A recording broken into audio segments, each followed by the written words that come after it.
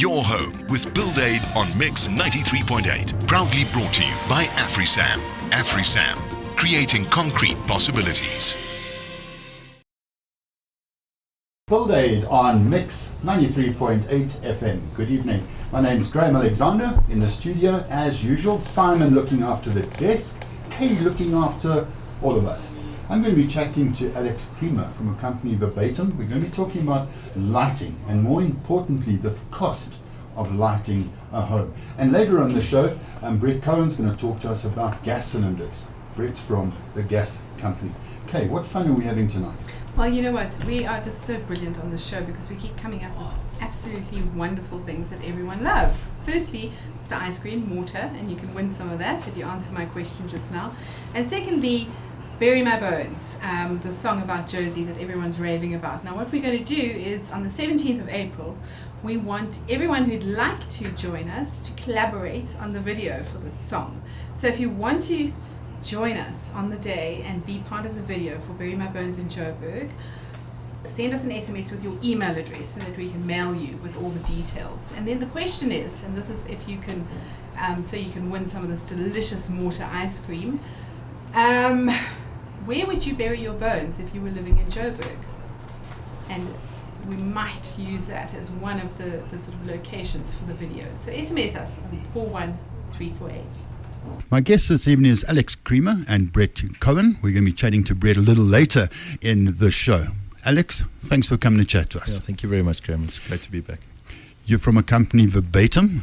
Earlier in the day, or I think it might have been yesterday, we sent out a sort of case study model to Alex to say, can you help us cost out a home with, call it old-fashioned lighting and new lighting? What does it cost per annum? And Alex has put this amazing spreadsheet together, and we're not going to get into all the technicalities, but the important issues. But let me firstly go through what the model or the home was. And it's a 3-bedroom home. And in each bedroom there's a central light with 2 bedside lamps. There are 2 bathrooms with a central light, a lounge with 9 downlighters, which was pretty typical of the sort of 80s, early 90s. 1 dining room with 5 downlighters, a kitchen with 3 ceiling lights, a patio with 2 wall lights and a central light, and externally those good old-fashioned floodlights that you could use if you wanted to play tennis at night. So what Alex has done is he's taken that specification of the number of rooms and so on, said, okay, this is the old way. And I think Alex has been quite kind here. His old way is sort of maybe 10 years ago. So he hasn't used a lot of incandescent light bulbs and so on. Alex, explain to us which fittings you have used, which lamps have you used for these different scenarios? So essentially I broke it down into a 50-watt halogen, which would be your traditional dichroic, using that for the lounge and the downlighters. The downlighters, the lounge and the dining room. And then using a 18-watt CFL in the bedrooms, the bathroom, and the rest of the area. And yes, you are right. I didn't use the incandescent because by now we should all be using CFL. So it was only fair to rather compare it to what I had to allow for these assumptions, in that people are now using the 18-watt CFL. I'm sorry, Alex, just explain to us what is a CFL? CFL is your compact fluorescent. So some people refer to them as a whirly-twirly, or there's the 3U concept. So it's replacing your incandescent lamp, which is your old traditional bulb that we used to use. So like the tubes in your garage, it's a little one of those. It's a smaller version of that. Correct? Okay, cool. So the next one you dealt with was the floodlight. Yes, so in the floodlight I had to allow that in certain instances people are probably still using a double-ended halogen, or probably using a CFL concept or a PL lamp using fluorescent with ballast. So I've had to allow for a 60-watt, just allowing for certain assumptions. And then the replacement for the halogens, for those 50-watt downlighters, you've used a 5-watt correct LED. From that perspective, it was really just 5-watt LED is your predominant front runner when we talk about GU10 downlighters, which is your best replacement for your 50-watt halogen GU10. Okay. And then you've got a 6-watt LED in your... Yeah, so the 6-watt Classic A, which is your traditional bulb shape, will be your perfect replacement for a CFL, never mind your incandescent. Okay. And so when you say classic bulb shape, it's a screw-in or a bayonet or... Correct. Okay. Yeah, so it's your E27. But it's an LED. But it's an LED version. But it also looks like the old incandescent bulb. Right, back to our case study, Alex. Just a recap. It's a 3-bedroom home with 2 bathrooms, a lounge, dining room, kitchen, patio, and external lighting. And Alex has worked out what we used to use in the old-fashioned world and what we use now, and what is the difference in price. The one that stands out for me, Alex, is the dining room, the lounge.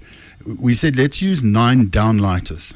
So the 50-watt halogens, the old-fashioned halogen downlighter, would cost 8,820 Rand per year. Correct. If you break it down actually per lamp, it's 980 Rand a lamp. I don't want to go into too much detail on the methodology on how we came to that number, but essentially it works out if you're running those lights for 4 hours a day, and it's only 4 hours a day, including your lamp replacement and your energy consumption based on the tariff. This is the best formula of assumption that we could actually put together. Now, if we replace that with a 5-watt GU10 LED, it costs 1,782 Rand. Correct. So there you just under 200 Rand per lamp, which includes your energy consumption for the year. So that includes your investment. And this is what we need to realize, is that although it's considerably less, and LED does have the, I'll say, stigma attached to it that it's expensive, if you actually just look at the numbers, and a simple way of looking at it is 8,800 Rand versus 1,700 Rand, and that's for 1 year. That's including your investment. You do the maths. So that's 7,000 Rand per year less just in your lounge. Correct. Okay. And these are real numbers. The dining room is also significant because there are 5 downlighters, so it was 4,900 Rand. Old-fashioned lighting comes down to 900 Rand. Yes, another correct. 4,000 Rand saving.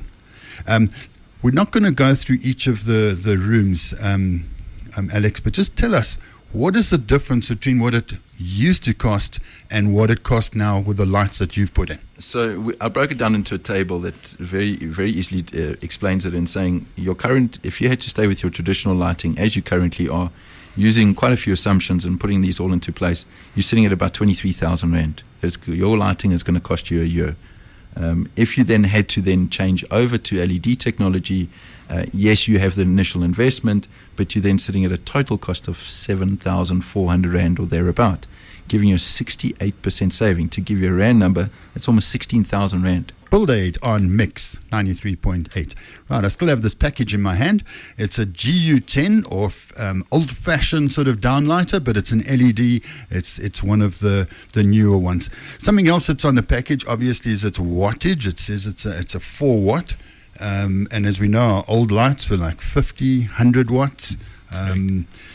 When it comes to dimming these lights, you've just warned me about something. You can buy them that are dimmable, but you can't just replace it from your old system. Absolutely. For your traditional lighting from a halogen perspective, it runs on different wattages, runs on different technology. You need to be mindful of the fact that you have to take out your traditional dimmer, the dimmer that's in there, because it's not going to be compatible with LED technology. So you need to look for an LED dimmer. Then we've got white light and warm light, and there's a very, very nice graphic here showing where this particular lamp fits in. Yes, but that's something else you need to be aware of. You need to be mindful of the fact of traditional halogen was always warm white. And what's happened with the evolution of LED and technology is that you're able to actually get in 2 different colors. You can get in warm white and you can get in neutral white. Unfortunately, some people do call it cool white, but it's actually more of a neutral white depending on what color spectrum you're playing in. When it comes to lumens, just give us a quick overview. What is it? How do you measure it? And what do we need to know as consumers? Okay, so lumens isn't something that you and I can physically measure. It's quite it's a specification that's created from a laboratory to say this is how many lumens and lumens ultimately boils down to the quantity of light that is produced by this light source. Okay. Alex, when it comes to a CFL, which is also an energy efficient lamp, what can I expect to find on the packaging? Oh, on the packaging, you'll find your energy rating because CFL is incredibly energy efficient compared to your predecessor, which was the incandescent lamp. And on there you also get your lamp base, because they come in different lamp bases, your color. One thing that you won't find on some of these packaging, is your lumen performance.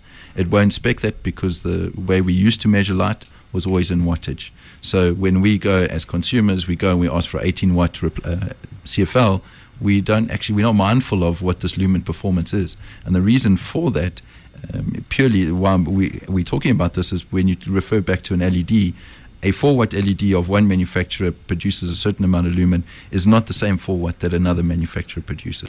I have a story that I've told so many times it's probably getting boring, that I have 3 of these GU10s running in my one room at home. One of them's a cheap one, and the other 2 are high quality, like Verbatim. The cheap one lasts about 2 months, and it keeps blowing. The others have been going a few years now.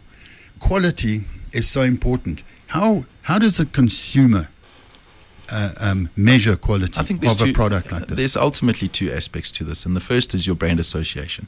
You need to recognize the brand. You need to understand that this brand is quality, or this brand is not such a high quality. And the other determining factor which will guide you through this process is your pricing.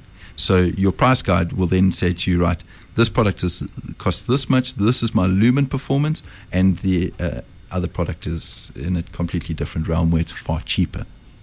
So let's say the quality lamp costs double the cheaper one. This lamp lasts 15 years if it's used for 2.7 I think hours that's on per day.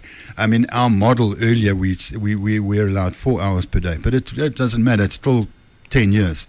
The cheaper one that I've been used doesn't even last 2 months. It's crazy to buy a cheap one. Absolutely, you're not doing yourself any justice by purchasing an inferior product and I hate using the word, but at a cheap price. Ultimately, you're going to land up with an inferior quality product. Your light, you're going to have a lumen degradation, and you're going to have a product that's going to fail.